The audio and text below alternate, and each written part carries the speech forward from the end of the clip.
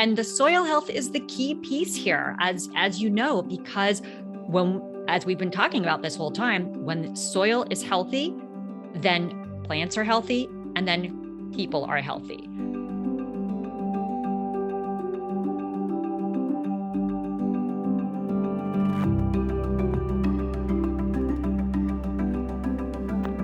Big Bold Immunity Podcast. Oh, this has been such fun for me, and we have another extraordinary episode to share with you. And this is one of those episodes that really talks about the broad scope of immunity. Immunity of the planet, immunity of the soil, immunity of the plant, and immunity of humans.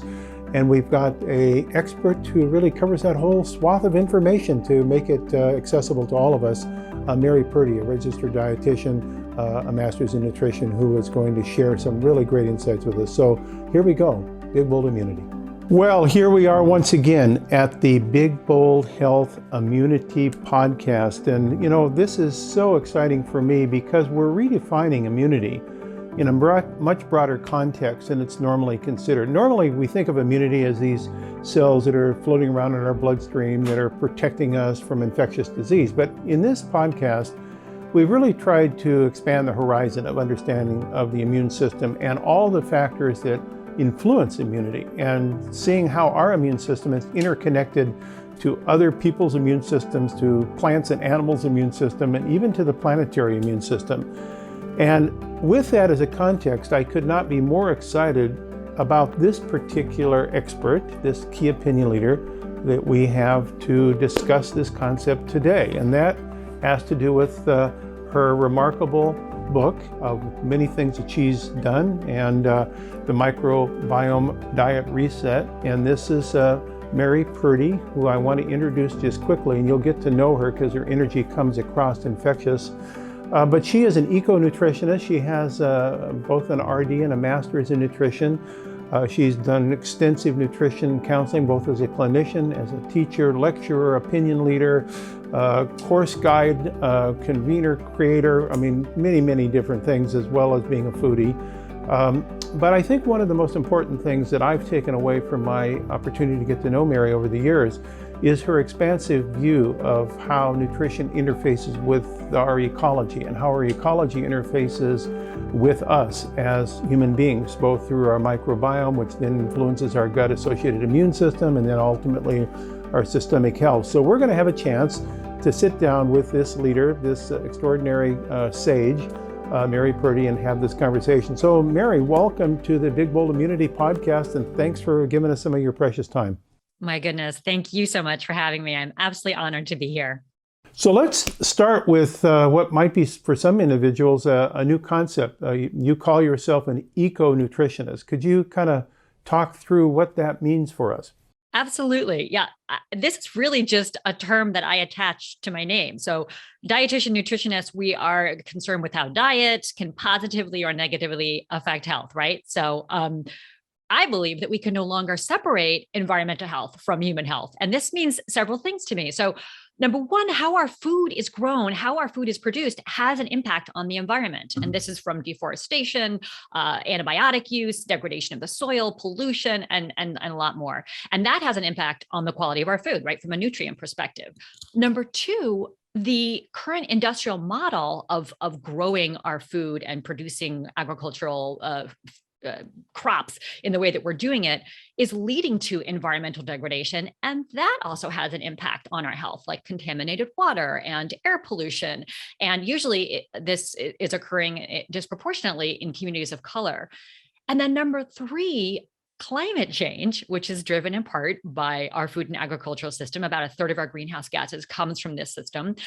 That is resulting in these extreme weather patterns, drought and flooding, which is ultimately having an impact also on the quality of food, on food access, and on crop yields.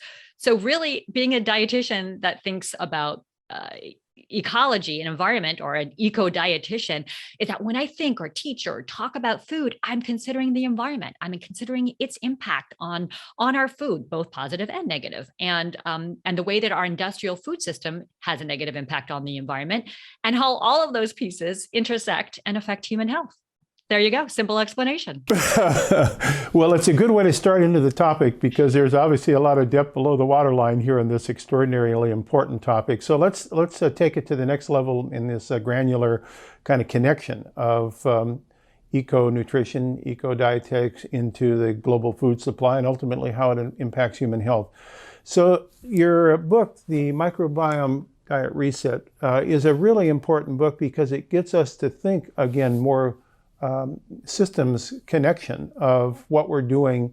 And when I think of the microbiome, often we land on the human microbiome and often we land on the gut human microbiome. But actually the microbiome, if we want to talk about our food supply, starts within the soil. And you do a beautiful job of kind of speaking to this important concept. Could you kind of take us through this whole soil connection into our microbiomal health and ultimately to our immune system?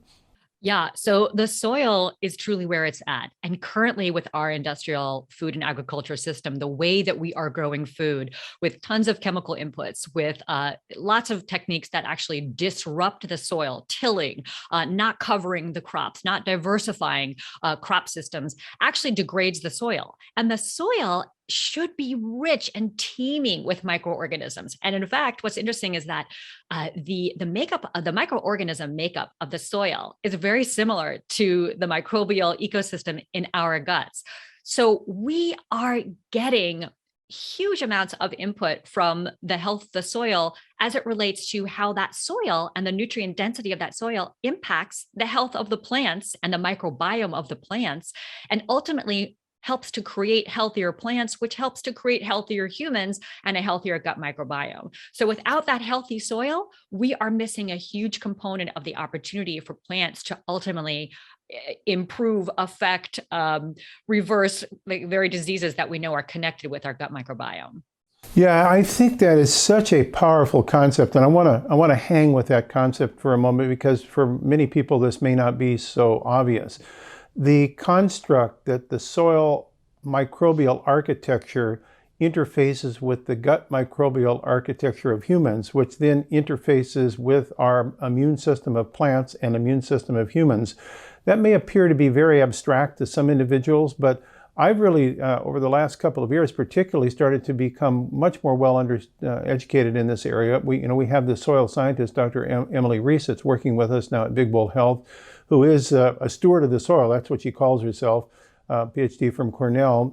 And she really has started to educate me as it relates to how the soil integrity of the microbial community, both the mycorrhizal community as well as the microbial bacterial community, has such a powerful impact upon the way the root nodules of plants speak to the soil, which speaks to the germ seed of the plant and ultimately alters its phenotype, its fruit or its seeds or its leaves or its roots and stalks. And so this construct that we're all interconnected is very powerfully represented by what you're talking about. So maybe you could give us a little bit more thought about this microbial connection from soil to humans.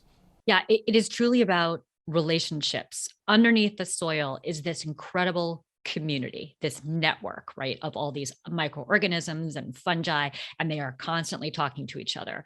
And essentially, when soil is healthy, ultimately, in the grand scheme of things, when things are optimal, when soil is healthy, there is this incredible rich community, and that community of microorganisms is communicating with the plant. So the plant can't necessarily reach some of the things that it needs in the soil. So the microorganisms are saying, "Hey, let me give you some carbon over here. Let me give you some nitrogen over here." And the plants in exchange will say, "Let me give you a little something called an exudate, or a little special something that those microorganisms can use."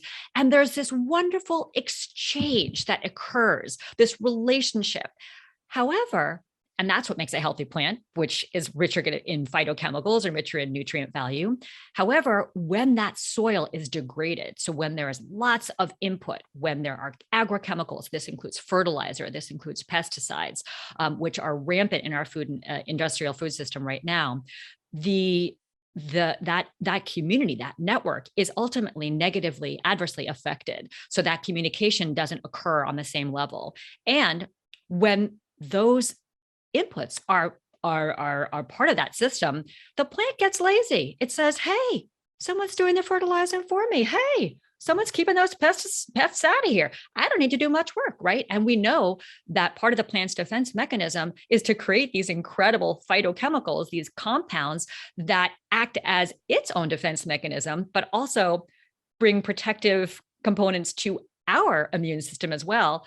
But without that whole communication system occurring, those phytochemicals are going to be in much lower amounts in that plant, which again is going to have that impact on human health. So it is truly about this relationship. And when that relationship is dysfunctional, as we know it is right now, that creates a problem.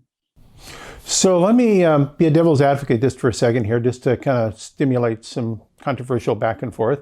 So let's say that I heard what you just talked about. It sounds logical and reasonable, but then I say, but hold on just a minute. We're producing all sorts of food. Our production per acre of foods has gone really up over the last decades. And gee whiz, these things that we're doing with agri-farming and how we then squeeze out more yield per acre, it would seem to suggest that this model of really focusing on the soil is not so important as focusing on the genetics of the plant and plant breeding, and then giving it a lot of food and keeping a lot of pests away by giving biocides. So why isn't this model that we're using right now very effective? Because it's producing a lot of food.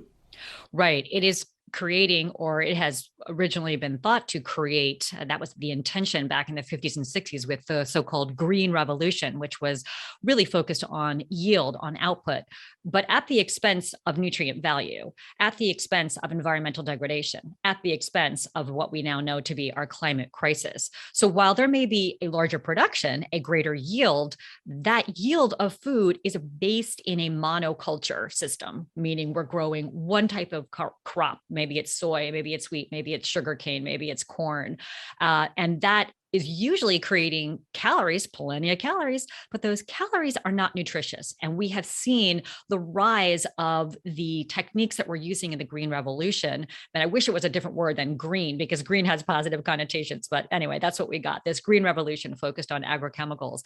So we are seeing that rise in the use of these technologies and these techniques, with a rise in all the chronic diseases that we see on such a regular basis, from metabolic syndrome to diabetes, cardiovascular disease, autoimmune issues, simply because we are creating food that is not nourishing anymore. It might be a lot of food out there, but it has very little nutritional impact that's positive on humans. So, and of course, it's degrading the environment at the same time and reducing biodiversity and contributing to climate change, all of which also has an impact on our ability to survive. So if we were to go back to an individual who made a huge impact on me as well as millions of other people in understanding this nutrition connection to health, that's Frances Moore Lepay in her Diet for a Small Planet book, which was certainly one of the classics, that kind of followed on Silent Spring with a different kind of approach to thinking about plant foods and health. The grains and legumes, you can get complementary amino acids from the two by proper balancing. But that kind of argued, in some cases, people said, okay, then I know what a vegetarian diet is. I'm going to be a Frances Moore Lepay devotee. I'm going to use refined soy and I'm going to use refined wheat, and then I get grains and legumes. So isn't that really fulfilling all the chapters that we need for good health and nutrition? Right. I think that's the simplistic view of what it means to have maybe a plant-based diet, quote unquote, a vegetarian diet, a vegan diet. That does not necessarily equal a healthy diet, because we can eat as many calories or macronutrients as we feel is necessary for our biological needs. But if we aren't focusing on those micronutrients, if we aren't focusing on the phytochemicals, which are ultimately acting as protectors, which are ultimately helping us to function better, right? Acting as these cofactors, these coenzymes, making sure that our body operates at its optimal capacity. That is the key to human health. That is the key to immunology, right? Or I should say our immunity. So it really isn't just about, oh, I got my 2,000 calories for the day. I got, 80 grams of protein, however many grams of carbs, got some healthy fat in there. No, it really matters about the quality of the food. It's not just the food, calories are not calories are not calories. It's about what is going into making that food what it is. What is our food eating? That's what we're eating. What is our microbiome eating? That is also what we are eating. That's what makes up our bodies and our systems. Wow, there's so much powerful news to use out of what you just said. Let me drill a little bit deeper for a second. I recall back in the 70s when I was teaching courses on food chemistry and nutritional biochemistry, that we would often go to the textbooks and look for the sections of the textbooks that were the principal texts used in the schools of nutrition at that point, and look for chapters on what we now call phytonutrients or phytochemicals. And there would be, out of a 300 or 400 page textbook, maybe 2 or 3 pages. And they would basically say, these are interesting plant secondary metabolites. They're probably useful for plants, but there's no need in human nutrition that's been identified. They're certainly not essential for human health. The absence of them doesn't lead to a deficiency disease. So they were just kind of marginalized. Now suddenly it seems that these are resurrecting their importance and becoming really an important feature set of the full complement of orchestrated nutrients in a healthy diet. How do you think, looking back, this transition has occurred? Why did we so marginalize them, and why are they suddenly becoming more important in our discussions? I think when we have learned about diet and nutrition, human nutrition, people have seen it from a real bird's eye view of those macronutrients and micronutrients, and very much the focus has been on the RDA, right? The recommended daily allowance. What amount of this food do we need in order to not be deficient? And I argue that it's not about deficiency, it's about insufficiency. And many people have higher nutrient needs because of medical issues, because of our environment, because of all kinds of things that might be happening that are compromising their ability to have optimal nutrition status, medications. And so there's a much greater need to have probably more than what is considered to be necessary in times when we were first understanding this. And then, as you mentioned, with the phytochemicals, with the phytonutrients, those were really hard to measure. I remember going to a conference about 8 years ago where someone talked about, we don't really digest phytochemicals. You can't measure anthocyanins in the bloodstream. We don't really see how eating a beet is going to actually lead to higher levels of anthocyanins.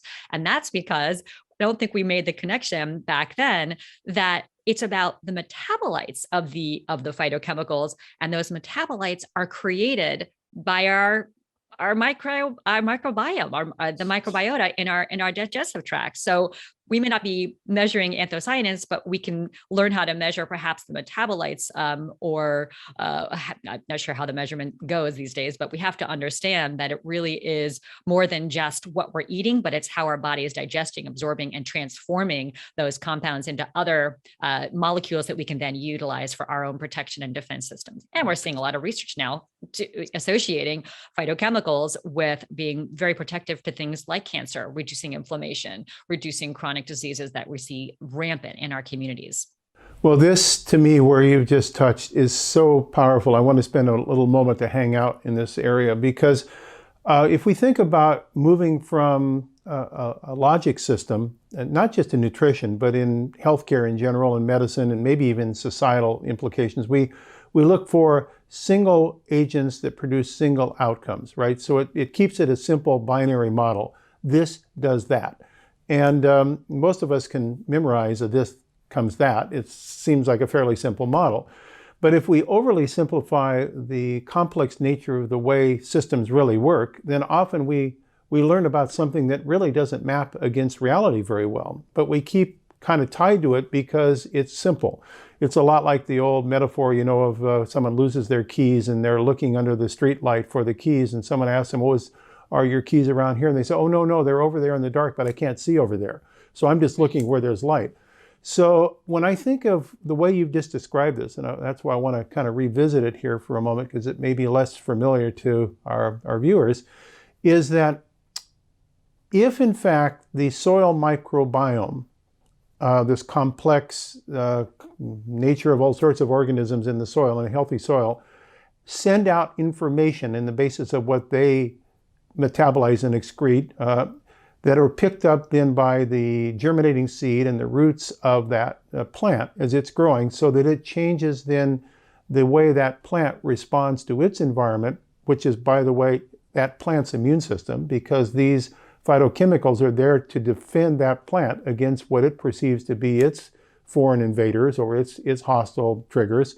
So that then activates the genes in that plant to produce then more of its immune system, which then is the edible portions of that plant are consumed by an individual, which then goes to their microbiome, for which it's then further metabolized to send signals to the body of that individual, its gastrointestinal associated lymphoid tissue or its mucosal associated lymphoid tissue, the body's immune system, which then modulates its effect, which then sends out its messengers to all the cells of the body. So this is a tremendous example of this network biology, systems biology concept, that you can only have stability if all parts of that system are in communication. That's kind of my takeaway from what you said.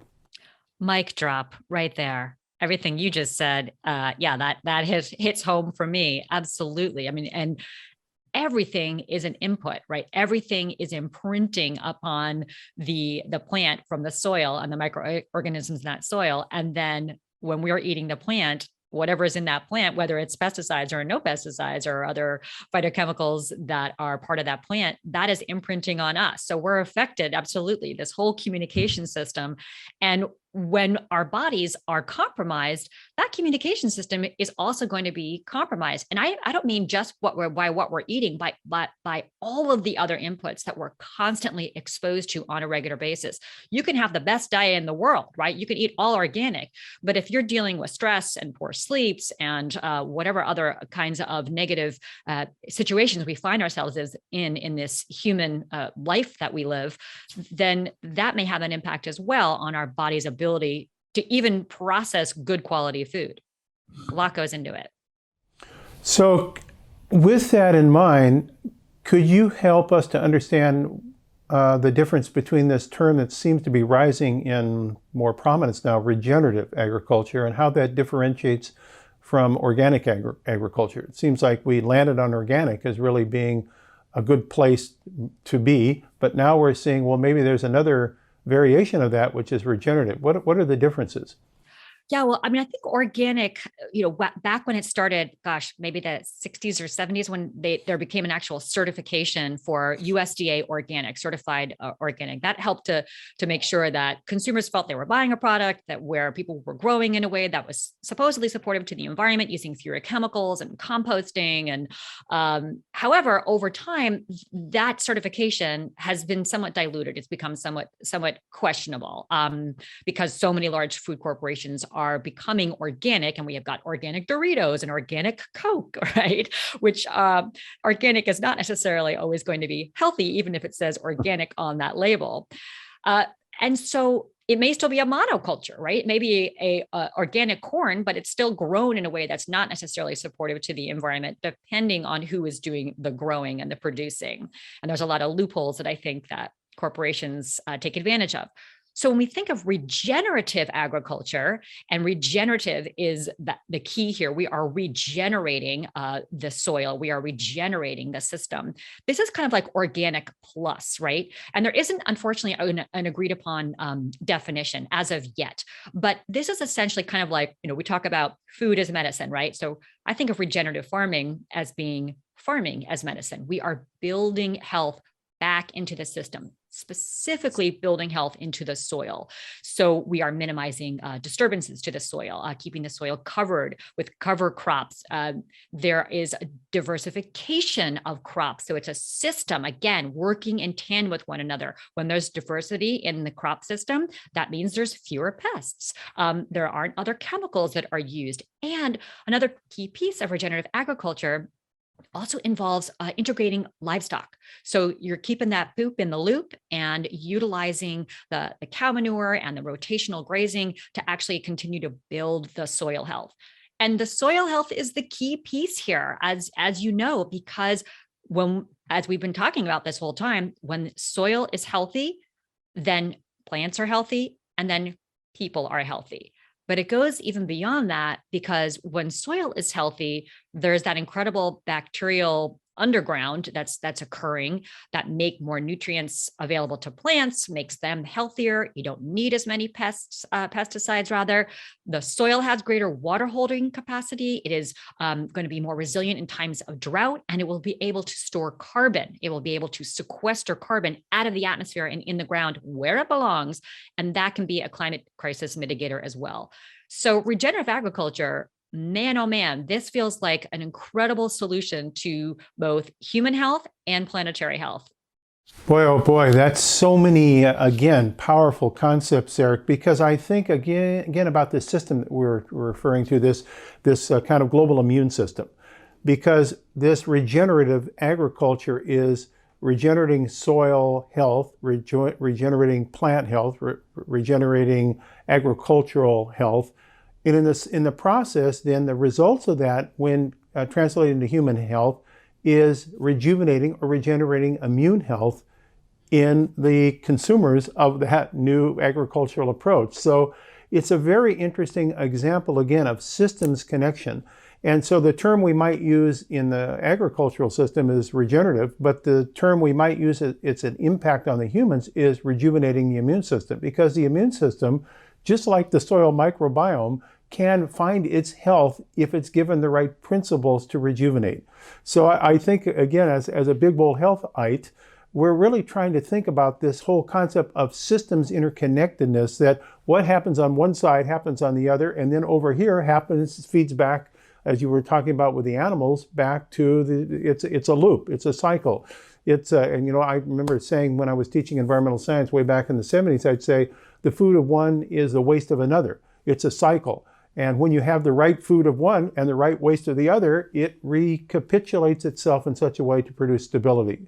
And now we look at it through an immune lens, and we say, well, look at all the immune problems that we have in human cultures now, as we see these comorbidities associated with SARS-CoV-2, that we're saying, well, where did these comorbidities come from? They come from a depreciated, or let's call it imbalanced, immune system. When people have balanced immune systems that are optimally resilient based upon their genetic potential, things like diabetes, obesity, hypertension, the relationship to inflammatory disorders is significantly attenuated. So their comorbidities are lower, which means they have higher immune resilience, which means they are not overreacting to triggers like viruses or bacteria they may be exposed to. And that would then translate right through the plant community. So you've really given us this powerful metaphor for seeing ourselves as part of a bigger picture. Absolutely. And I would throw into that mix of chronic diseases autoimmunity, which we have seen a huge rise in. And for many people who feel that, gosh, I'm not sure why this is happening. Is this my genetics? My mom had an autoimmune disease, or my parents, nobody had an autoimmune disease. Why am I suddenly saddled with an autoimmune issue? And I think a lot of that has to do with that lack of balance in our immune system, which is fundamentally, foundationally in our gut microbiome.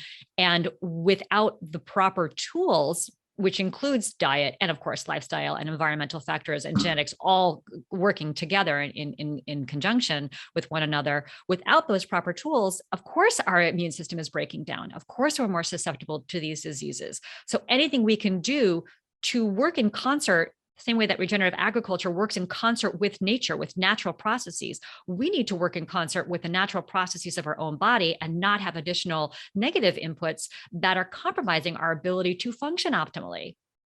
So let me throw out a wild card here and see what you think of this.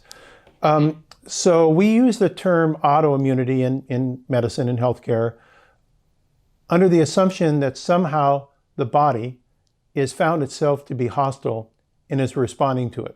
Autoimmunity. The immune system turns rogue on us and attacks us as a bystander.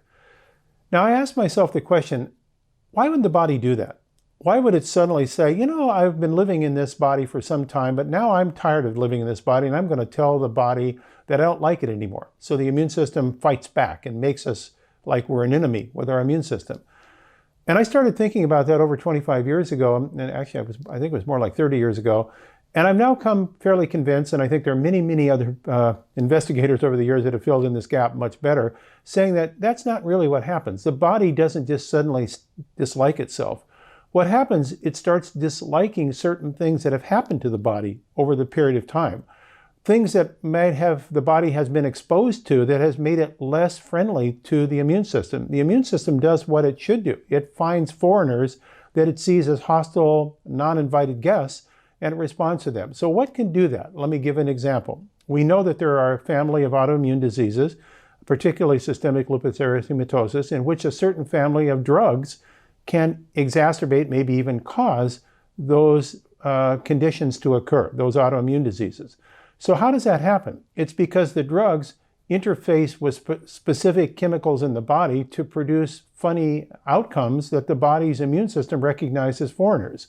So this is a foreign chemical, a drug, introduced in the body for which the immune system then, because those chemicals cause the body systems to change their stripes or their clothes, the body then sees these as foreigners and starts to respond. Now, what happens if you start using a lot of agricultural chemicals? What happens if you start having all sorts of food additives? What happens when you start just producing an environment that increases the relative risk of chemicals to interfere with the both proteins and nucleic acid materials in terms of their composition, so that they're no longer the friendly molecules that were produced off our genes. They're modified, and they become now not just innocent bystanders, they actually become hostile invaders that our body sees doing what it should do, try to defend us against them, and now we have autoimmunity. So how do we turn that back the other way? It's your system that you're describing. Yeah, and I really agree with what you're saying, that the body is doing what it thinks it's supposed to be doing. It sees something that it recognizes as not being part of the system, and it launches that response, which is what it's supposed to do, right? And I think part of that problem, as you mentioned, is the inclusion of all of these foreign bodies in our food system, in our environment, that cause the body to perhaps break down, to be less resilient. And so this immune response is operating in an environment, internal environment in our body, inside our bodies, that is not functioning optimally, right? And then you combine other things with that. It's not just what we're eating, it's not just our environment, it's our stress, it's other determinants of health, which we've determined now are things like racism and discrimination, and in the lack of equity in the current world in which we live. That has an impact. Stressors can reduce secretory IgA, for instance, in the gut, which is going to have an impact on our ability to respond, or compromise that gut lining, or create more chemicals in the body that are causing inflammation. So I think your question was, I got a little excited there, but I think your question was, how do we turn this around? I think we turn it around by, how do we bring balance back into the body? How do we, number one, reduce the stress response, improve our sleep patterns, fight some of the issues that are systemically pervasive in our society that are causing so much strife and inequity? And then how do we create diets that are rich in nutrients, that are low in those food additives and food chemicals? How do we ensure that we have balance throughout the day, that we don't have an excess amount of sugar and refined carbohydrates and refined fats and refined oils and processed meats? All of that is so integral to making sure that we're giving our body all of the pieces that it needs to really be operational and to thrive, and not just try and be in a state of alarm all the time. Well, and that's one of the many reasons why I really love your book, because I think it makes a lot of these principles usable, applicable, executable, because you've really, with the Microbiome Diet Reset, given some practical tips, tools, and techniques for, there's my 3 T's of the morning, for introducing these in a user-friendly way. So tell us a little bit about what went into your book and how you conceptualized what you wanted the reader to get across. Well, I think there's a lot that we can do as individuals. So there's some major systemic changes that need to be made. We have a food and agriculture system and a political system that needs reimagining. That aside, we can do a lot as consumers, as eaters, as people living in our bodies to improve our gut microbiome health? And I would say there's a few things that come to mind, and they fall into the category of there are things that in the diet that we need to increase, right? So I would say one of the top things is your fiber, your plant-based, fiber-rich, nutrient-dense foods. The more we can get more whole grains, the more we can get beans, the more we can get fruits and vegetables and nuts and seeds. Getting more fiber is absolutely key because that's what's feeding those good bacteria, helping them to create those short-chain fatty acids, which are super supportive to all of those systems. Number two is we need to be having more phytochemical-rich food, which is those fruits and vegetables, but also herbs and spices. This can be tea. This can be, green tea, oolong tea. Those are also key. Those phytochemicals are key for the gut, supporting the gut microbiome as well. And then number three would be to have diversity, right? To have as many diverse foods in the diet as possible, because the more diversity we have in our diets, the more diversity we end up having in our gut microbiomes. Right now, we eat, I think, about 75% of the calories in our diet come from 12 foods, which are usually grown in monocultures like wheat and soy and corn, in unhealthy food products. So those are the things we want to increase. And then there's the question of how do we think about saying what we want to decrease in the diet? So we want to make sure that we are reducing one of the biggest culprits is those ultra processed foods, which displace nutrients, but then also have negative impacts on our gut microbiome in terms of increasing inflammation, inviting the pathogenic bacteria to come in, reducing microbial diversity. So this is your high fructose corn syrup. This is your sugary products. This is your refined oils, your refined fats, and other processed, ultra processed foods. That's number one, is that category of foods. And then number two to reduce in the diet is red meat and processed meats, which we know also invite pathogenic bacteria and contain compounds in them that the gut can then actually, or the microbes in the gut can transform into a metabolite that has been shown to lead to cardiovascular disease, and that's TMAO, which many people may have already have heard of. And then lastly, what I'd say is decrease any foods that are grown with agrochemicals and pesticides. A pesticide is meant to kill the pest. It's meant to kill something. So we have seen in the research that things that are utilized in these agrochemical environments in our crop system also have a negative impact on the gut microbiome. And in fact, glyphosate, which is an herbicide, which falls under the category of pesticides, just an umbrella for all of those biocides, that glyphosate has a negative impact on the gut microbiome and also has been shown to interfere with our cytochrome P450 pathways that are part of how we detoxify and protect ourselves from environmental toxicants. So there's a lot to include and there's a lot to exclude from the diet. And those are some of the ideas. Yeah, they're very well stated and very user-friendly. You said something there in the stream of really useful information that I wanted to kind of revisit for a second. And that is this concept of monoculture and how it impacts our nutritional status. I was amazed about, it must have been a couple of years ago, I got involved in looking at this research that was published, which was examining from human individuals around the United States the isotopes of different carbon atoms in their body. Knowing that carbon makes up a lot of our body, it's the basis of the structure of our cells in both carbohydrate, fat, and protein, all have carbon atoms in them. But by doing isotopic analysis, you can kind of determine where that carbon came from. And it turns out that when studies were done to try to define the source of carbon, remember carbon has to come from what we eat because we don't photosynthesize. We're not like plants that can make stuff from carbon dioxide, so we have to take our carbon in from our food, that something like 60% of the carbon atoms in people living in the United States came from corn. When I learned that, it was like, whoa, now just a minute, I don't eat that much corn, but we forget about all the way that food processing converts corn and soy into multiple products to introduce those carbon atoms into our bodies in ways that we never actually fully understood, because we say, well, I don't know that I ate corn, or I don't know that I ate soy. But if you look at the technological reconversion, and you were mentioning one major source, high fructose corn syrup, which is used in a lot of highly processed nutrient-deprived foods, those carbon atoms in high fructose corn syrup came from corn. So I think this is a real interesting below the waterline thing that we're learning, that not only have we simplified our diet with the number of foods that we eat, but also the source of those things that make up our protoplasm are coming from even a smaller number of foods that we probably would have even understood based upon food technology.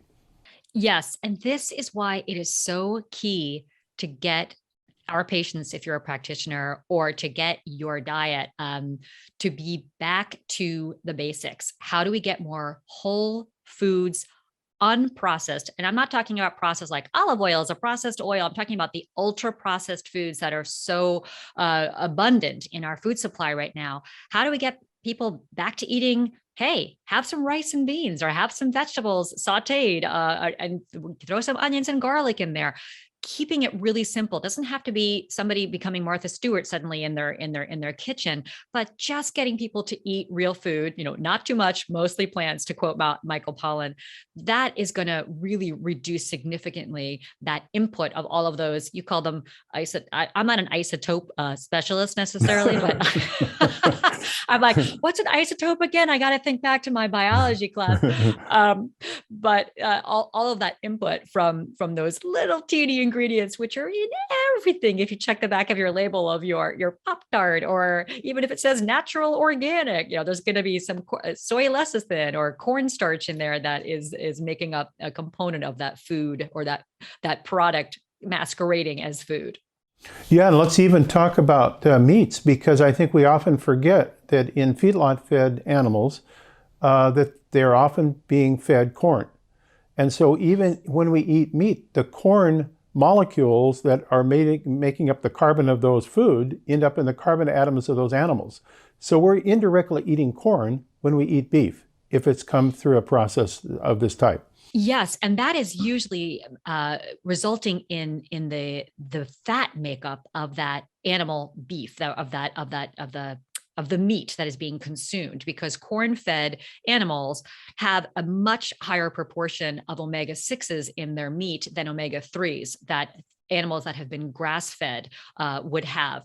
And so that is having an impact again on that ratio that people have in their bodies that can be associated with inflammatory diseases, with cardiovascular disease, of high amounts of omega-6s and lower amounts of omega-3s. Or if you want to get more specific, it's higher amounts of arachidonic acid and lower amounts of eicosapentaenoic acid, or EPA, that can be measured. And that ratio we've seen to be quite problematic. And that very often is coming from the massive amount of corn-fed beef that we are consuming, which is also correlated in the research with higher levels of obesity. So yes, we have got to get to either eating less meat, which is necessary no matter what, and also eating better meat. So focusing in on the animals that are raised humanely, and also raised with a diet that is supporting their livelihood, their lives, and making for a better meat product as well. Yes, and I think that people often forget the fact that the cow, the steer, is an ungulate. And as an ungulate, it is an herbivore that digests its food principally by all the microbes that exist in its complex digestive system, multiple stomachs. So if you're feeding the microbiome of a cow a certain diet that is principally corn, you're going to have a different microbiome with a different immune system activity, with different fatty acids as you've just described, than if you fed them grass. And so I think that this model that you've helped us to understand, this network concept of everything is interconnected, plays at every level throughout the system. And once you start thinking of this way, it really guides a lot of your selection about how you make decisions, because when you're making a decision for yourself based upon these principles, you're making a decision that's a benefit to the whole system, to the ecosystem. Absolutely. And when I think of the word sustainability, right, which is such a key concept these days, we're hearing it everywhere. And I wish there was a different word, because sustainability means we aren't trying to maintain, and we aren't really looking to maintain what we have.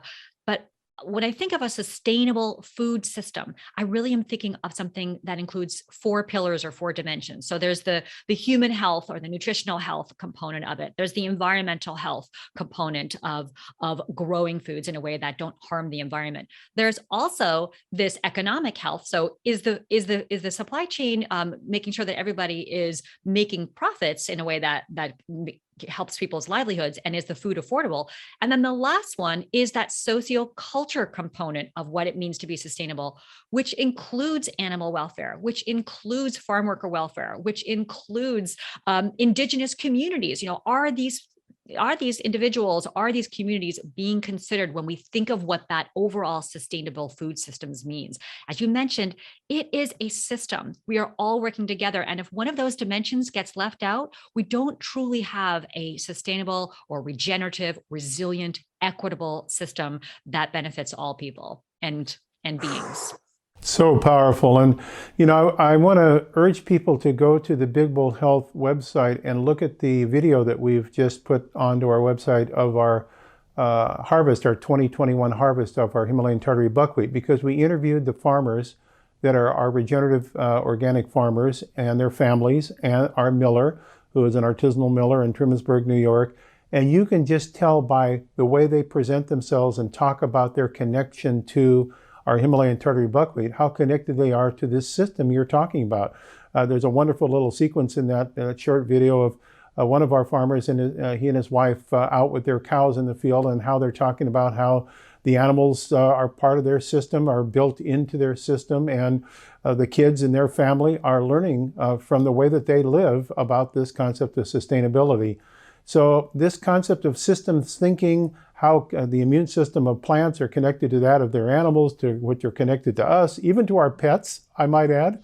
All of these things are part of a new way of thinking that leads to sustainability at every level. So Mary Purdy, wow, what a guide and incredible energy source you are for us. And again, your book, really news to use in how to kind of make these things executable for individuals. Healthy microbe of our gut, healthy microbe in our soil, healthy microbe in our plants and also in our animals.